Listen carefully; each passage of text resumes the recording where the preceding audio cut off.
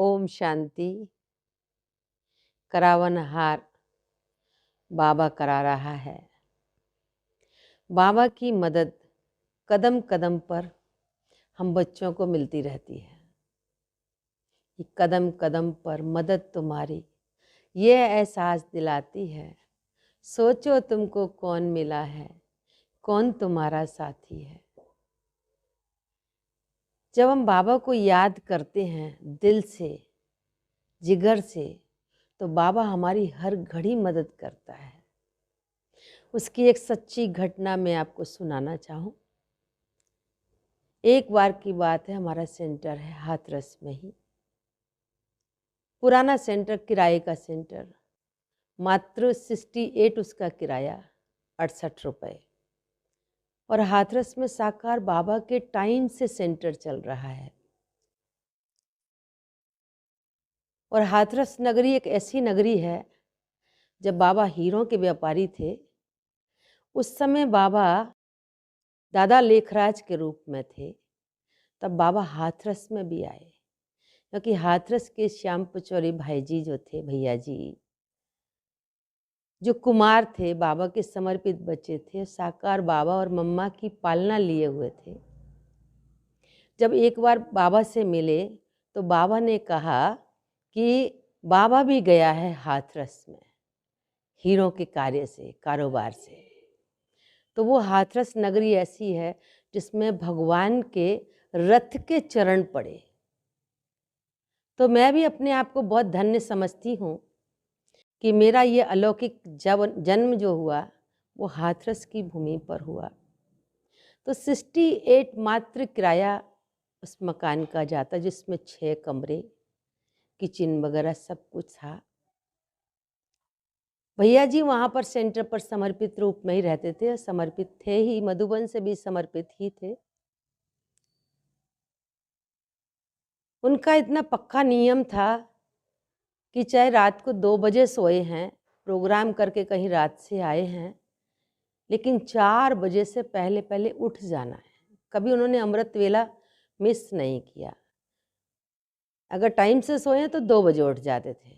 बहुत अच्छा उनका योग पक्का था, और हम लोगों को भी उन्होंने ये योग में मजबूती दिलाई और पक्का किया, योग का अभ्यास कराते थे।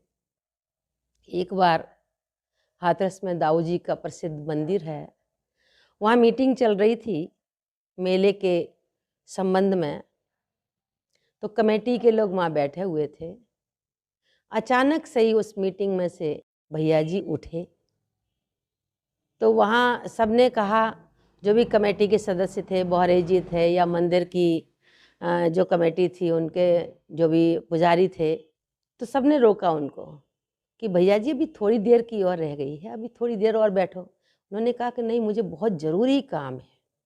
कोई काम नहीं था, कहीं जाना नहीं था, कोई प्रोग्राम भी नहीं था, कहा मुझे बहुत ज़रूरी काम है।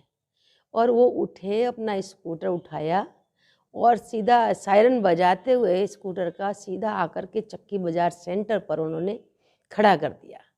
और आते ही उस दिन अंतर्राष्ट्रीय योग था, थर्ड संडे का 5:30 से 6:30 तक चलता था, जो अभी 6:30 से 7:30 का हो गया है, लेकिन पहले 5:30 से 6:30 चलता था। तो आए, भाई बहन योग भी कर रहे थे। आते ही जो बहन थी वहाँ पर, छोटी बहन प्रेस कर रही थी, उससे बोले कि इधर खाली करो और ये गिरने वाला है। तो उस बहन ने कहा भैया जी मैं पहले प्रेस कर लूँ, उसके बाद कर दूंगी। कि नहीं नहीं अभी करो, अभी गिरने वाला है।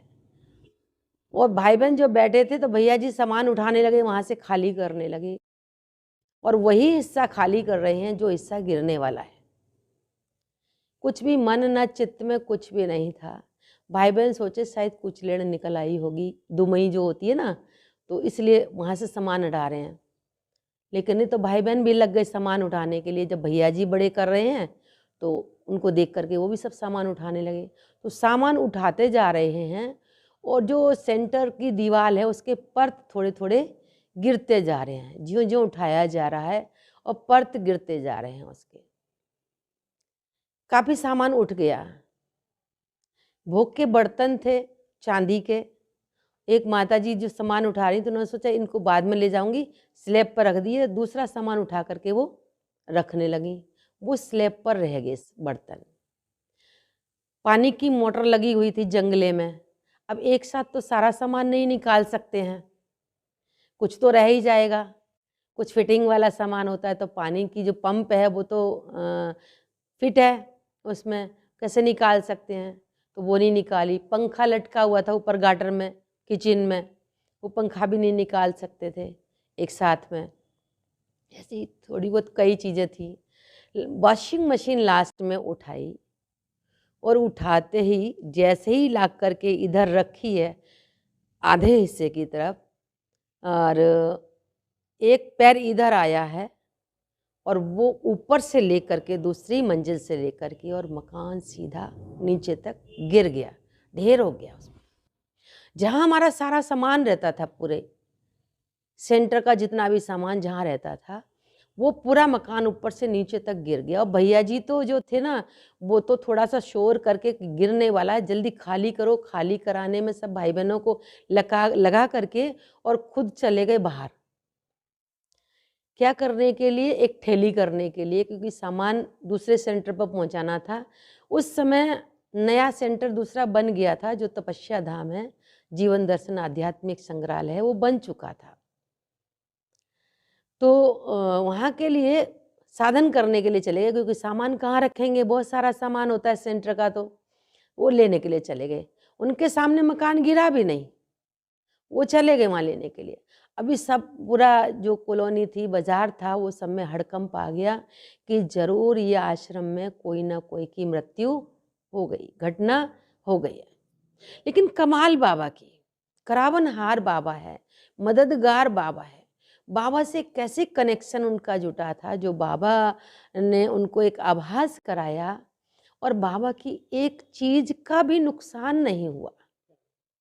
जहाँ मोटर लगी हुई थी पानी की, वो दीवाल जो जंगला थी, वो दीवाल नहीं गिरी, ऊपर से छत गिर गई है।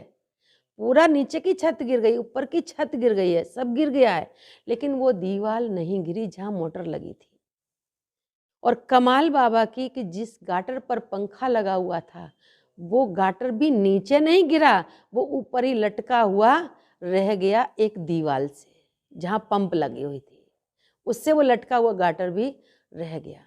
और जो भोग के बर्तन थे बाबा के चांदी के, पूरा मकान गिरने की बात कमाल बाबा की, और वो स्लैब ऐसी की ऐसी ऊपर लटकी हुई वो भी रह गई, उस ढेर में वो नहीं गिरी। और कमाल तो तब उस समय लगी, एक कांच का बल्ब होता था, अभी तो एलईडी बल्ब आ गए हैं, प्लास्टिक के बल्ब हैं, कोई नहीं गिरते हैं, टूटते नहीं हैं गिर करके। वो कांच के बल्ब आते थे पहले, उस समय एलईडी बल्ब नहीं आते थे, ये कांच के बल्ब आते थे। वो कांच का बल्ब जो आंगन में लगा हुआ था, जो आंगन गिरा था, और लोहे की बाल्टी भी रखी थी पोछा वगैरह करने वाली, वो बाल्टी जो गिरी थी, और वहीं पर वो बल्ब भी नीचे गिरा मलबे में, पर बल्ब ना टूटा और ना वो फ्यूज हुआ। बाबा की कमाल इतनी कि 1 रुपए का भी नुकसान नहीं हुआ उसमें। तो बाबा हम बच्चों की इतनी मदद करता है, अगर हम दिल से बाबा को याद करते हैं, पुरुषार्थ करते हैं, श्रीमत अनुसार आज्ञाकारी वफादार होकर के चलते हैं, तो बाबा हमारी कदम कदम पर मदद करता है। ये सच्चा सच्चा अनुभव है, ये कोई कहानी नहीं, ये कोई किस्सा नहीं है, ये आंखों देखी कहानी है, ये सच्ची घटना है, हमारे सामने की घटना है। ओम शांति।